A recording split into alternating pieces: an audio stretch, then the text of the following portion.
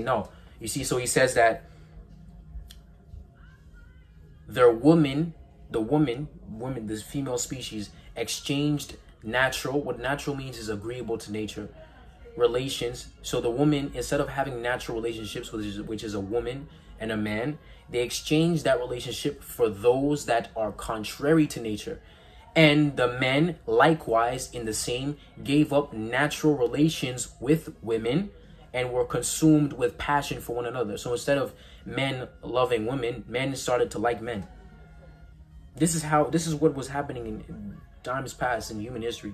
Men started to like men instead of wanting women. So instead of penis and vagina, they wanted penis and penis.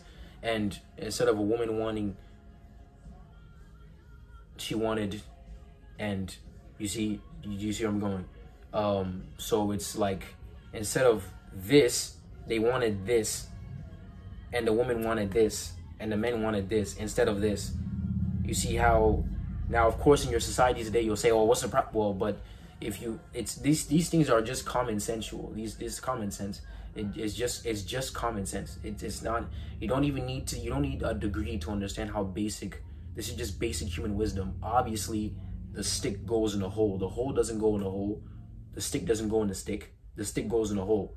So obviously, nature is trying to tell you something. You don't even need a Bible to understand that thing. So it says they're giving up natural relations because their hearts are growing so cold against God. They don't want to acknowledge God. They want to do things their own way and become their own gods. So God gave them up to these lusts. And women were consumed with passion for one another, men committing shameless acts with men and receiving in themselves due penalty for their error. So we have here homosexuality and lesbianism. Now, male and female are two dimensions of God. There's a reason why God created male and female. God took himself and divided himself in two. And here's a male and here's a female. He divided himself in two. The male represents one dimension of God. The female represents one dimension of God. What he's trying to reveal in male and female is the mystery of the church and Christ. Jesus and the believers, the head and the body.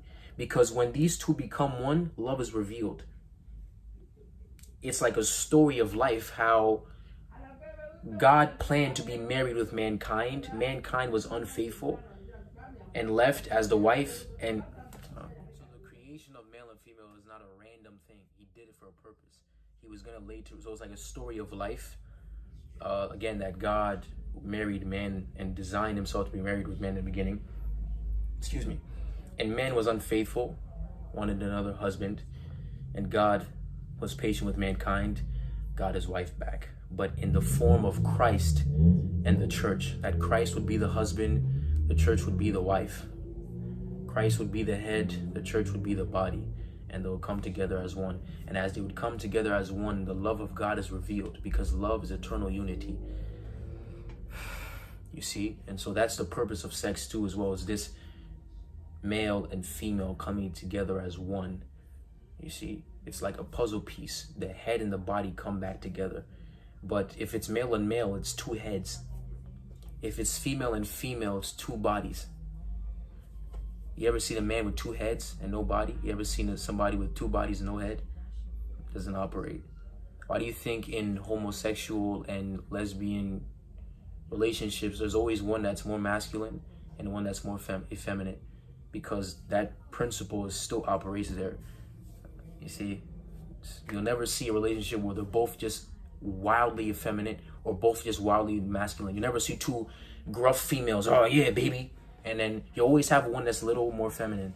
You can always tell there's always gonna be one that doesn't like wearing makeup and one that likes wearing makeup. There's always gonna be the guy that probably wears suits, the one that probably also does makeup. You see, it's because it's the same principle. We can't run away from it. It's a puzzle piece, male, female. You can't run away from it. It's a puzzle piece. Male and female complete each other. Look at their body parts. It's just common sense. One has a stick, one has a hole. It's just like it's just common sense, like a charger and a phone. You try to put two phones together?